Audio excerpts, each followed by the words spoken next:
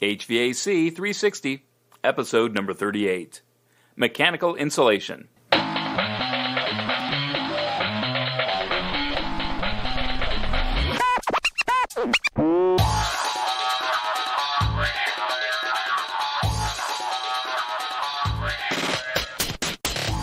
Welcome back, everybody, to another episode of HVAC 360. I'm your host, Matt Nelson.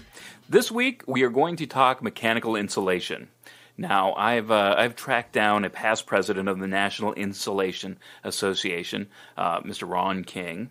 One of the reasons that I actually focused on Ron was it was the chair in going through some of my Google searches. If you're familiar with the National Institute of Building Sciences, they put out a lot of good information about the whole building design guide. Well, one of the things that they did is they had a National Mechanical Insulation Committee. Ron was the chair of that committee. They actually produced the Building Sciences Mechanical Insulation Design Guide that is available for you to look at.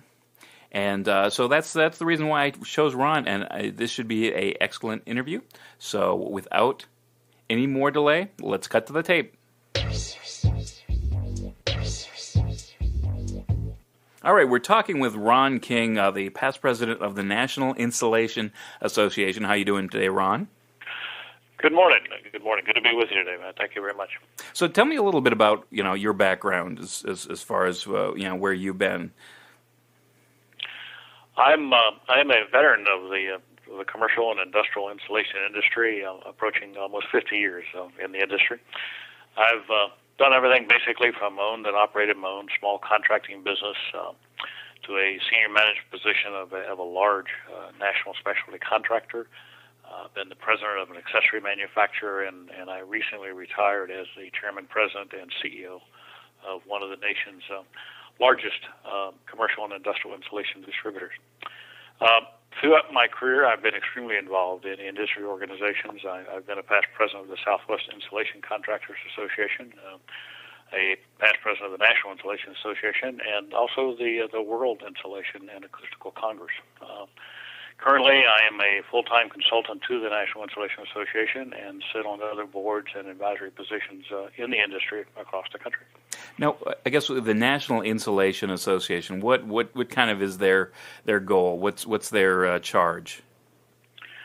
National Insulation Association, or NIA as we like to refer to it, was founded back in, I think it was 1953.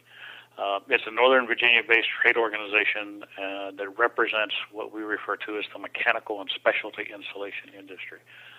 It's the only association that represents that segment of the industry. And as a trade organization, it is basically representing contractors, manufacturers, distributors, fabricators, basically all facets of the industry to promote the growth and improve the professionalism of the industry and obviously just to promote the use and benefits of mechanical insulation. Now, I guess when you say mechanical insulation, is that related to mechanical systems? Is that correct? That is correct, and you would be surprised how many times I get asked that question about what is mechanical insulation. Especially when you're in Washington, D.C. on the Hill and you get asked that question, most people would just automatically think of insulation. They think it's the pink stuff, as they like to refer to it. Mechanical insulation is, in fact, all types of insulation. There's probably 40 different types of systems that go on for the insulation of all types of mechanical equipment, as you mentioned, whether it is HVAC, heating, venting, and air conditioning ductwork, whether it is cold and hot water piping, whether it's an industrial or manufacturing complex, food processing, all types of mechanical equipment and piping. Now, I guess to describe the industry in general, is it split then from if you think of insulation that goes on a building envelope, is that one camp and the other camp is the mechanical insulation? I mean, is it kind of split up like that? It is. The commercial industry, you would have the roofing and the envelope. They usually refer to them as the roofing and the envelope, which would be the walls. In many cases, they refer to the envelope, including the roof. And then you do, in fact, have the mechanical, so it's absolutely split very clearly in those lines. Totally different methodologies, different approaches. different contractors, different distribution channels, different manufacturers. Now, I guess you talk about mechanical insulation. Now, why? I've heard you describe this as a forgotten technology. Why do you call it that? Well, we've been using that for quite some time, and that mechanical insulation, if you think about the insulation of ductwork or piping, and just think of it in a building, you insulate a duct, you insulate a pipe, and it's usually hidden above a ceiling, it's hidden in a wall, it's in the basement of a mechanical room, and it's basically forgotten. When it comes to energy conservation, the green movement, sustainability, items of that nature, people seem to tend more toward the more exciting new technologies and so forth, where mechanical insulation has been around literally for hundreds of years. It has worked extremely well. It's probably got one of the highest rates of return of investment, probably one of the most effective items that you could do to reduce energy and emissions, and yet it is very seldom thought of. It is literally the forgotten technology because you don't see it, you don't come in contact with it every day, like the lighting industry or the windows and that type of thing. So we've referred to it as the Rodney Dangerfield, or the forgotten technology of a lot of energy conservation initiatives. Right. No, I would agree with that. And I like to say, in talking with like mechanical designers, the best designed mechanical system is one that you never know is there. So, that's correct. So the insulation goes hand in hand with that. So now, I guess when you talk about, I guess what are some of the things when you talk to mechanical designers about mechanical insulation? What are some of the design considerations that you really you want to emphasize to them? Well, when you think of insulation, obviously the first thing that comes to mind is energy conservation. And that's first and foremost, especially in today's world with all the issues of energy shortages in this country and our dependency on foreign sources. Energy certainly has to be at the very top of that. But it really does depend on really what you're dealing with. If you're dealing with chill water piping, condensation may be a problem, may be one of the major considerations as opposed to that of energy. If you're dealing with something that's in a process like food processing or something of that nature, making sure that you can control the temperature of the product in the actual manufacturing process itself could be the design consideration. There's quite a few actually when you come down to it, from energy to the environment to the reduction of emissions. There's freeze protection, there's personnel protection, process control, noise control. There's quite a few items that come into play, but energy conservation is by far the most important thing, I think, in today's economy.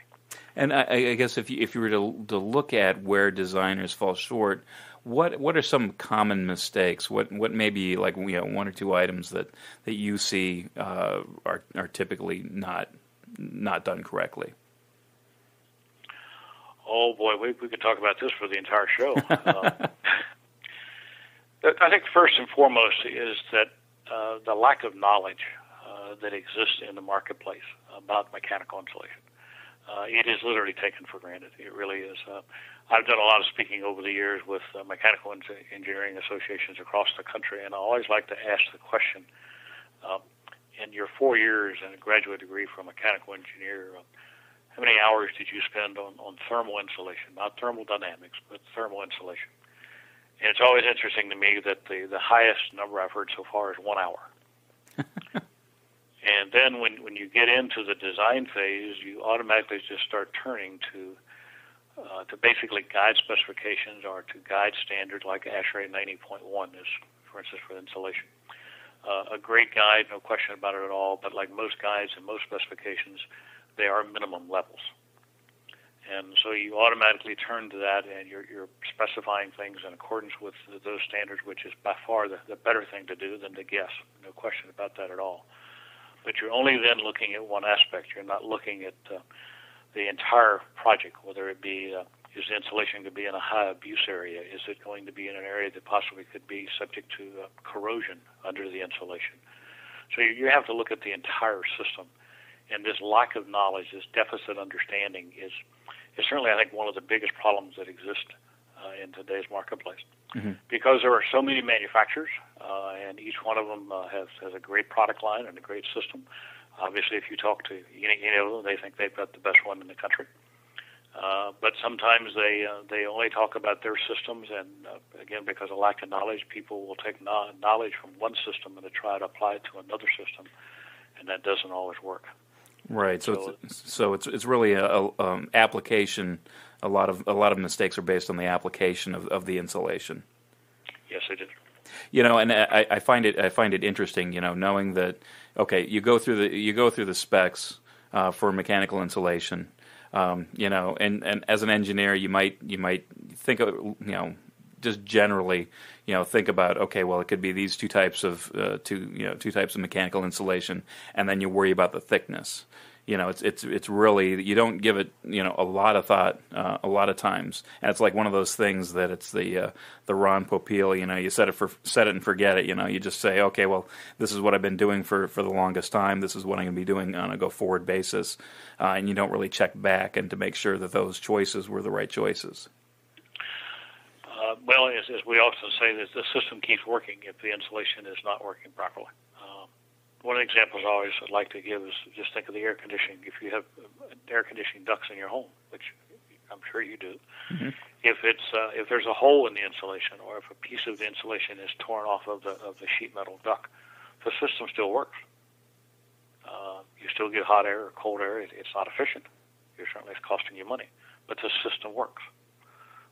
So it is really not being looked at. However, if that system didn't come on, people would automatically call a serviceman. But just because there may be a little piece of insulation damaged or missing, they don't always pay attention to it as they should. Out of sight, out of mind. Absolutely. Now, as far as insulation goes, I mentioned thickness. I guess, is there such a thing? Obviously you can have no insulation, which is bad. You can have some insulation, which is better than nothing. You can have the right amount of insulation. Is there such a thing as too much insulation? Well, I think you have the law of diminishing returns. Whether it's energy conservation or condensation control, there is a optimum thickness that just makes sense from a return on investment standpoint. A lot of people refer to it as economic thickness. What is the best thickness for the highest rate of return to accomplish your objective? I prefer to look at it a little bit differently and instead of calling it economic thickness, is just looking at it purely based upon the long-term perspective, not short-term, but long-term. If you take the life cycle costing into play in a design of a mechanical system and a building, especially with in today's construction and the discussion of prescriptive versus holistic building codes going down the road, people need to look at economic thickness from a long-term perspective as opposed to a short-term perspective. And in many cases, that would be a much greater thickness than that of what is currently listed as the minimum guides in a lot of the specifications. But it is not something that would be a foot thick. There does become a point of economic considerations. It just doesn't make sense. Now, have there been any case studies that that people can read regarding the thickness of insulation and kind of a cost-benefit analysis? Is there anything like that out there? Oh yes, there's several that have been written about the economic thickness calculations and so forth. I know that ASHRAE has some. There's certainly some within the Institute of Building Sciences Mechanical Insulation Design Guide. There's certainly part within that. Now, I guess kind of going through some of the basic types of insulation. Can you do that for us? Oh, I think I can give you an overview. There's if you want to categorize them, there's basically four different types of categories, if you want to refer to it as. There's sailor insulation, and sailor insulation would include such things as elastomeric type. This would be the rubbery type black insulation that you would see on condensate lines around your air conditioning. You would have sailor glass, used primarily in the coal business and coal side of the industry. Polystyrenes or urethanes, there's different types, anything that is sailor in nature. Then you have the fibrous insulations, which would be, of course, probably the most common would be fiberglass, referred to as fiberglass. Then there's mineral wool, and there's different textile glasses and high-temperature fibers that would fall within that category. Then you would have the what we refer to as the granular insulation, which is products like calcium silicate or perlite. These are normally the higher temperature insulations that go up to the 1,200 even higher degrees in Fahrenheit. Then you have reflective insulation, which is some type of reflective body that is usually either used by itself or in conjunction with other materials for the reflective nature of the product. All of these come in different shapes and sizes. You will have some that are actually molded to that of the diameter of the pipe, so that when you actually buy it, we refer to it as a pipe section.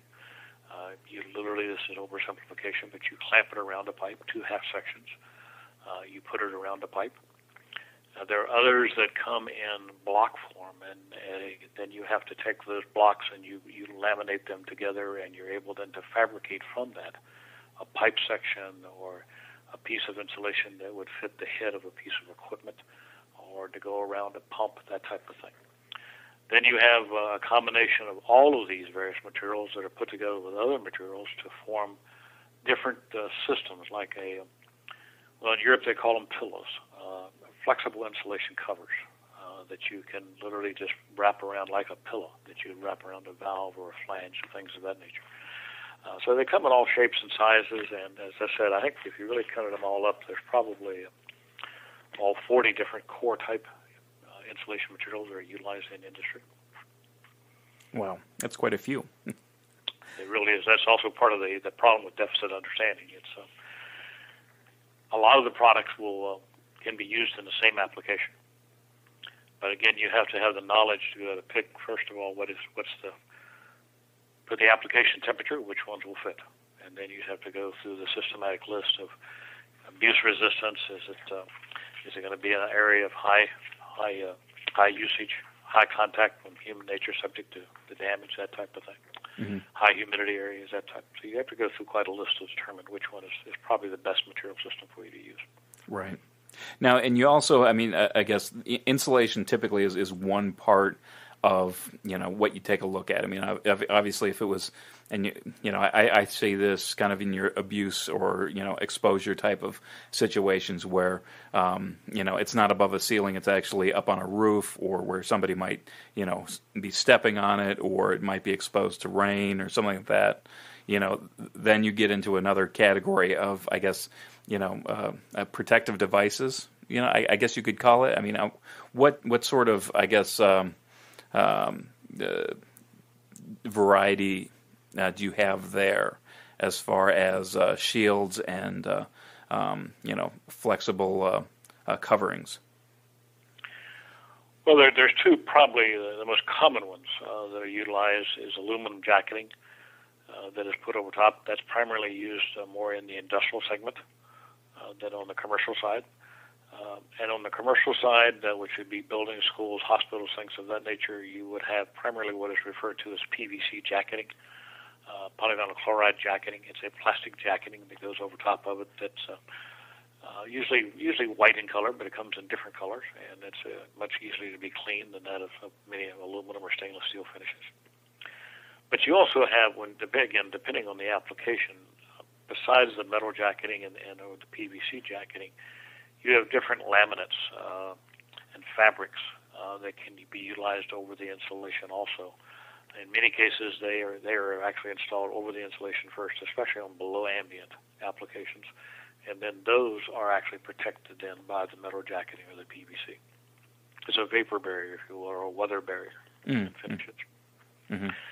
You have some systems that will have, I'm sure that you've probably seen them in various office buildings or shopping centers and that type of thing. You'll look up and you'll see a white, looks like a paper jacket that's over insulation. That is called an all-service jacket. It is sometimes utilized. It's laminated to the actual insulation itself. It's actually hinged, and so you take these two half sections that are hinged by this jacket, you put it around the pipe, and it has a self-sealing lap. And if you're in a high ceiling, not subject to abuse, aesthetics is not a problem long term. In many cases, that is all that's utilized and no other jacketing whatsoever.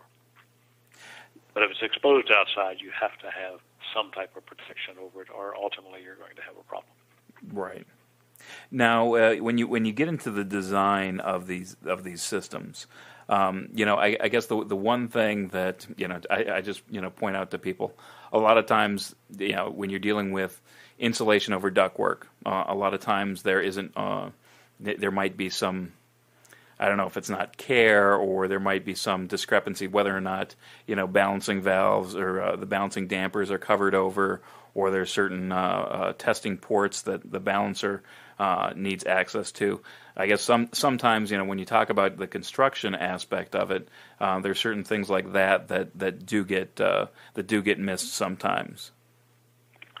No question about that at all. And again, it comes back to the experience of the installer and understanding the total system. In many cases, as you just described, you'll have people putting on duct insulation that has no consideration at all of the entire system, and they're just wrapping the insulation around the duct and moving on. Yeah, it certainly is a problem. The vision I always get when I think of an insulator on a job site is these people with these long kitchen knives. It seems like every one of them has these long kitchen knives for cutting insulation. It's kind of this weird thing that I'm like everybody's got a knife. It's like no question about it. All the types of insulation you're talking about has to be in some places cut for penetrations of piping or things of that nature, and a knife or a small saw is the best way to get it done. I just think it's weird, but it's like everybody has their favorite tool. But I mean, they look like they got it out of their kitchen like 50 years ago, and they've been using it ever since. So it's all this wear and tear. It's obvious that you've been out and seen it many times. So it's obvious. So it is. There's really not a lot of tools that's required out in the field, but you're right. Everybody does have a knife of some type. So now talking about the installation of it around, I mean, typically I think that for there might be some problems with installing it around like pipe saddles and things like that, different pipe support systems, where you might need blocking so the insulation doesn't, or the piping doesn't crush the insulation. But I think that more problematically, at least from my standpoint, I see a lot of installations of piping around either equipment or valves or something that is going to need maintenance on a regular basis that isn't just thought of. I mean, I guess who's is that something that they teach in insulation school, so to speak, for the contractor, or is that something that really the engineer should focus more on? Well, I think the answer is all of the above. Yes, it is taught certainly in apprenticeship training as to how to insulate around a valve and how to seal it and that type of thing.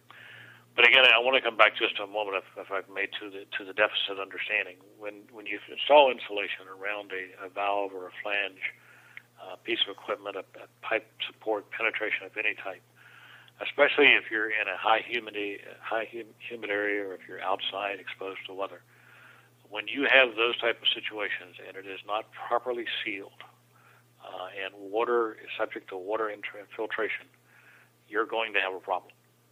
It's not a question of if, it's a question of when. And it is that deficit understanding of the degree of that problem that does create a lot of issues.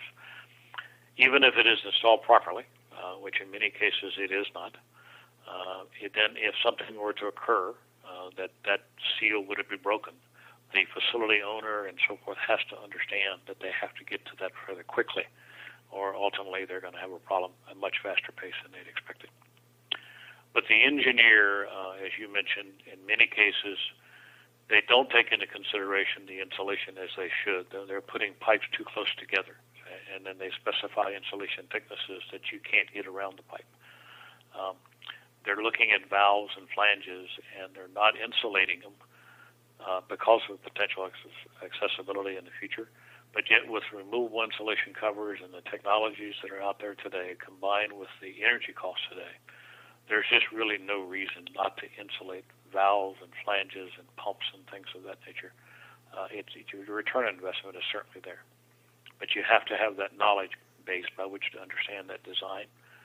And one of the common problems in the maintenance side is, again, everything is looked at as a maintenance expense. It's not looked at as the investment that it should be.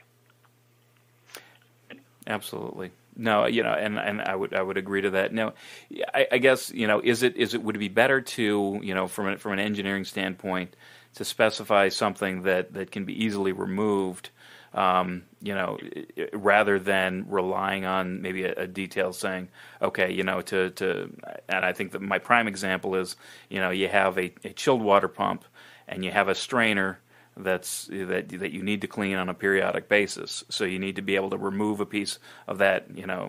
Typically it's going to be like some sort of flexible elastomeric type cellular installation, and just taking it off, removing it. Sometimes it just falls off, and is it better to detail it or to actually specify something that is maybe more custom made than that? I think it is. It's much easier, and from a long-term standpoint, it's easier to specify something. It's a lot easier to put on and take off. That is designed to be put on and take off. If you will, a flexible cover that has Velcro attachments to it that you can put there. But then, besides that, you also need to make sure that the operators that would be taking it on and off in the operation understand that. So often, I've seen many times where mechanical engineers have specified a very, very good system just for the reason you just described. And the operator then will take it off and lay it on the floor and walk off and never put it back. Oh. And I've seen that literally thousands and thousands of times. So it's one of training, not only in the original design and the original installation, but also the operation.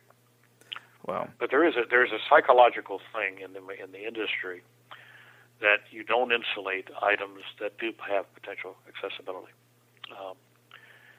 We recently did an energy assessment in the state of Montana, where we went in on a pilot project with the state of Montana and looked at their government buildings in Helena, Montana. We went into, I think it was 26 of their buildings, a total of about 55 or 56 mechanical rooms.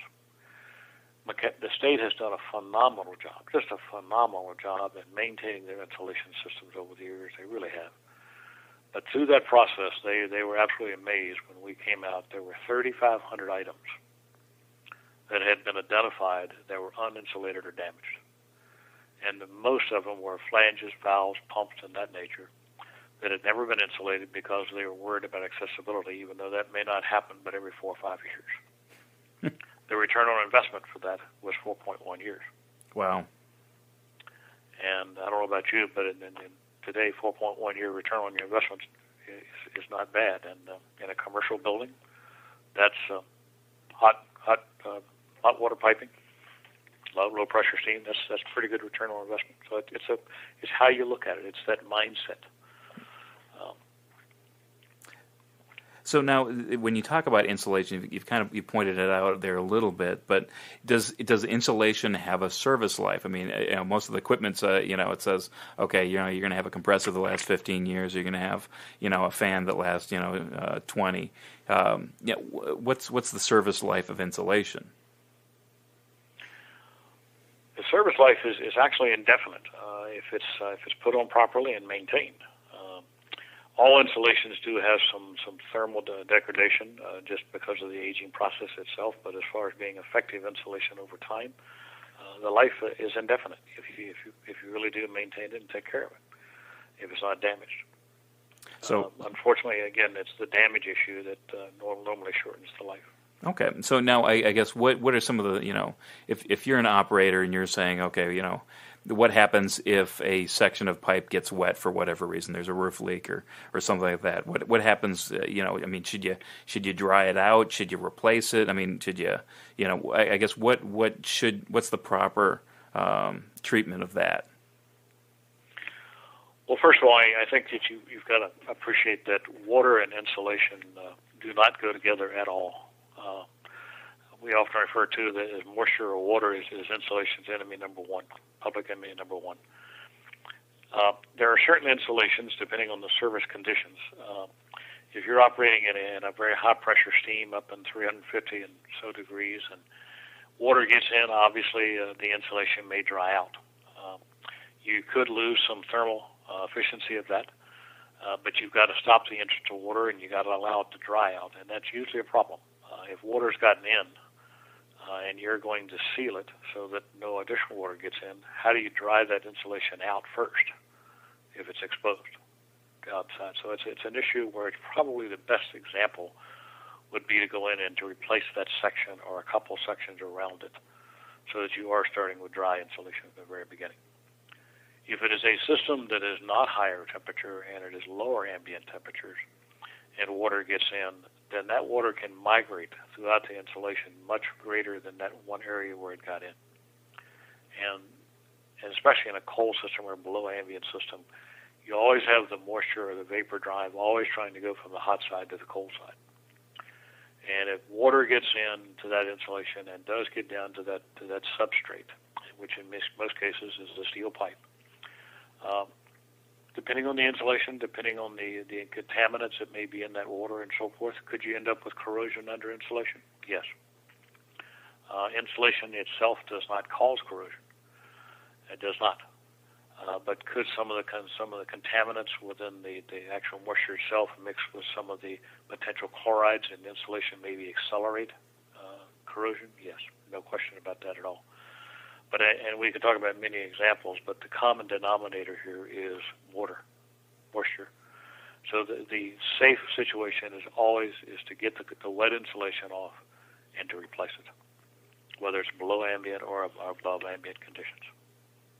Replace it sooner than later, because the corrosion under insulation it's an interesting subject. Insulation gets blamed for it. In many cases, there are literally hundreds of billions of dollars spent every year in the replacement of corroded piping and equipment because of the water under insulation.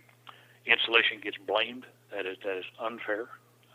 It's always been unfair. But you have to have the respect that water gets in. You have to address it. You just can't just let it sit there.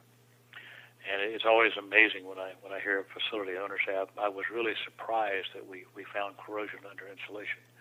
I've never understood that. How can you be surprised when the insulation has been damaged for years and you've never fixed it?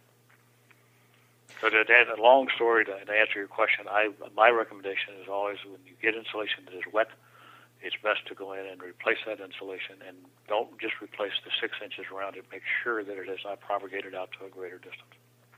Now, I guess when you're checking for moisture, what's the best way to do it? I mean, obviously, if something is dripping wet, that's easy to spot. But if the moisture content is higher than it should be, is there, so could you take a moisture meter like you test drywall? Is that a possibility, or what? How typically would you go through and test insulation to make sure that it's not it doesn't have moisture? I mean, do you look for that visual? Well, it is certainly the visual inspection is number one. If you see a hole in the insulation, or if you see where a seal's been broken and that type of thing, it's probably best to go ahead and remove that jacketing at that point and visually look underneath of that and see if it's there. There are systems today where insulation, especially on piping, but also on equipment, where you can actually put what is referred to as an inspection port in the actual insulation that allows you to pull out part of that port, pull a rubber grommet out of that port, and look down in the insulation to the substrate to see if there's any moisture that's migrated to that section. But absent of that, which is unfortunately not existing in most systems today, you just see an area where you've got a hole. It's obvious that you could get water in. You need to start taking off that piece of jacketing and looking underneath to see what you have. Sounds like an elaborate process, but you're protecting an investment. And if you don't do that, again, ultimately you could have a problem down the road. So now, when we talk about certain things that you can do as far as the maintenance of it, visual inspection, checking for holes, things like that, how are the the adhesives? You talked about the preformed pipe, the adhesive, the lap. You lick it and stick it or whatever. Just it's already there. How are those the longevity of those? As far as drying out and peeling off. Well, the technology and of all of those type of products have just tremendously been improved over the years. They really have. And again, you have to, as you mentioned, most of these are used as a lap adhesive and so forth, and they're really not exposed to direct sunlight in most cases because they are, if you will, covered over by the jacketing or by the membrane. And again, they last for quite some period of time, but like anything, they will eventually dry out or be subject to damage, and they just need to be, again, visually inspected. But the technology has improved just so much. The quality of the products today are so much greater than they were 10, 20 years ago. Mm-hmm. Yeah, because I have seen that a number of times, and I guess insulation likes to be a system where you have all the different the gaps, the ends, the any sort of seam covered and taped over. And I've seen it a number of times where you go into a mechanical room and you do see this adhesive or this tape, depending on how they applied it. And obviously, I think it's partially an installation issue rather than a product issue. But you see it dripping off and coming loose, and really, I guess at that point it becomes an issue with I guess stopping that, being a vapor barrier and stopping moisture migration to that the substrate or the pipe, the duct, or whatever. Is that correct? That's absolutely correct. You identified a weakness in the system when you see that situation. And again, it's especially alarming on below ambient conditions, on chill water piping or cold refrigeration piping. It's much more alarming on the below ambient side as opposed to the above ambient side. But certainly an issue. There's no question about that at all. But you mentioned the installation, though, and you talk about the installation. Installation is very, very key, and you need to really employ an experienced contractor that knows what they're doing for that particular application. There are some contractors that are they do excellent work in the commercial field, and that's their degree of expertise. They may not have that in the industrial sector, so be careful of the expertise and the experience of the contractor, and vice versa.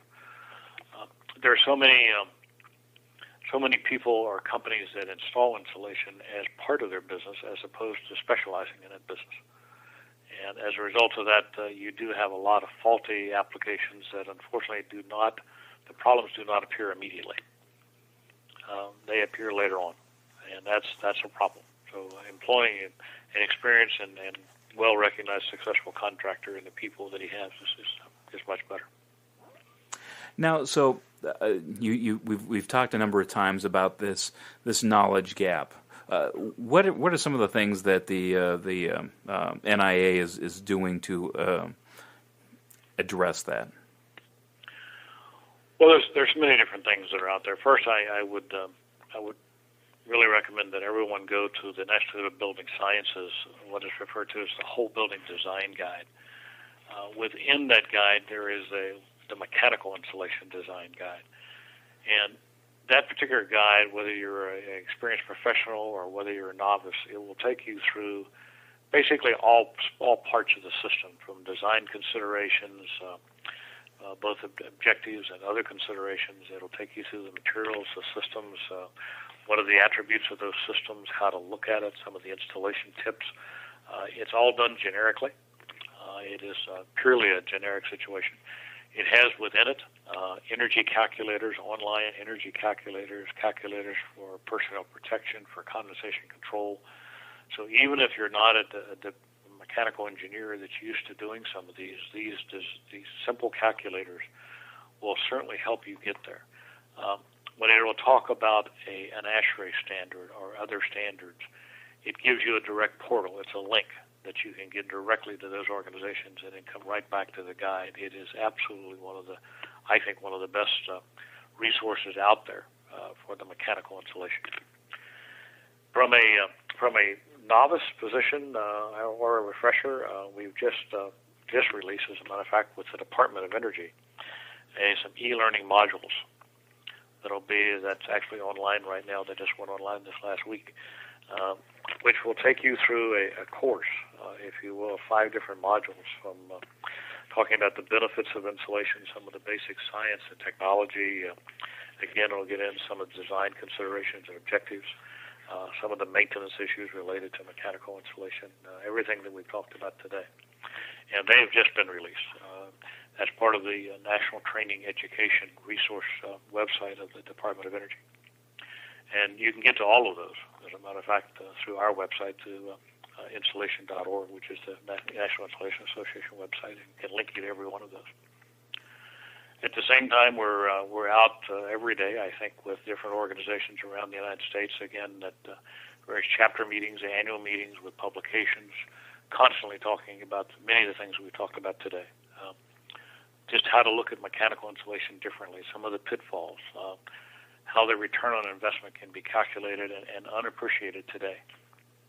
And one of the things that I think people are amazed about, you mentioned earlier in the show about envelope insulation.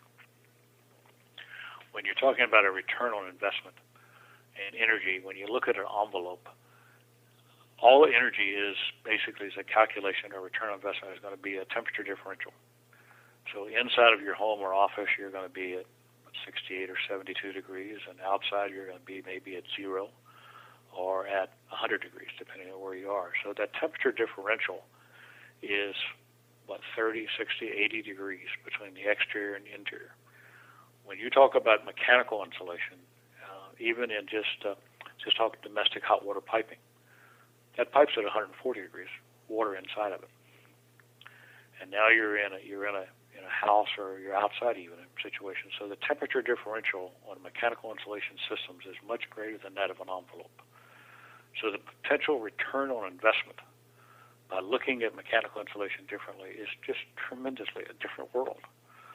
In most cases, you'll find a return on investment with mechanical insulation from an energy perspective anywhere from 6 months to 3 to 4 years. And I don't think you'll find that with envelope insulation. I think you'll find it a much higher, much longer payback period. So again, it's a different mindset. It's just looking at it different. Quit taking it for granted. Excellent. Well, all that is that great information, and for anybody, don't worry about remembering all the things that Ron had said. I will post that in the show notes, so we'll have some links there to the good stuff, including the NIBS guideline and insulation.org and places like that. So just go to buildingx.co, and we'll have those all listed under the show notes for this episode. So with that, I appreciate you having given us some of your time, Ron. Anything else that you'd like to add that we haven't covered so far? No, I don't think so, Matt. We certainly appreciate the opportunity, and I would just like to leave all listeners with just asking that you think about mechanical insulation differently. Excellent. Yeah. All right. Well, thank you very much for your Matt. time. All right. Thank you.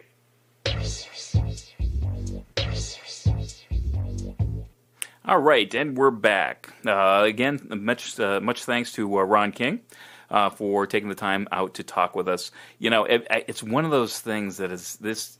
I mean, you can't get any more basic than insulation. I mean, and to be able to do it right and to do it well, just as a fundamental thing that all engineers, people should know. It's so easy to not understand and not realize kind of what you're doing. And I guess what I mean by that is that, there's times in the field where you're like, you know what, I need to get under this insulation. So, you don't think about it. You take out a pocket knife, you cut the insulation. You're looking for a nameplate. You're looking for, this, that, the other thing. And you just leave that gap there. If just like Ron was saying, there's other maintenance people who would just leave off insulation just because it's a hassle to keep putting it back on and off, or something that may not have been designed real well. They put it on and it just automatically just falls off. So often you have these gaps in the insulation, and it just doesn't do your system any good. We talk about all these great technologies, whether it be photovoltaic arrays or different technologies that are out there. And when you take a look at it and you stand back, you go, oh yeah, if I did a better job on my insulation, that thing that we all know about, we could save just about as much money as putting in a new photovoltaic array.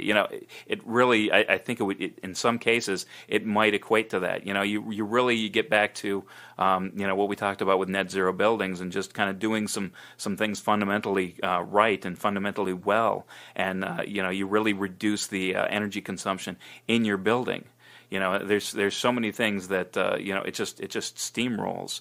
When you have poor insulation or insulation that is not well maintained. So I think it's you just do yourself a favor, just being educated about this. If you have standards in your office, you might want to revisit the standards. You might want to question the standards. There's nothing wrong with questioning something that's been around a gazillion years. It may end up being wrong. It may need to be updated. So just use that information, and like I said, I'll post some of that those shortcuts, those URLs on the website for you to investigate and to learn from.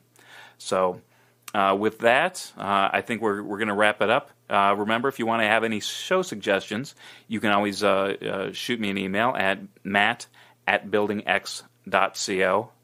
And if not, you can also drop me a line on the website or sign up for the newsletter, Matt at buildingx.co. If you want to follow me on Twitter, that's at buildingx. And I think that pretty much is it. I want to thank each and every one of you. It's a great pleasure to do this for you, and I hope that you get a lot of information out of it. That's the whole reason why I'm doing it. I do it for you. And with that, we will part. So, until next time, remember, know what you build and share what you know.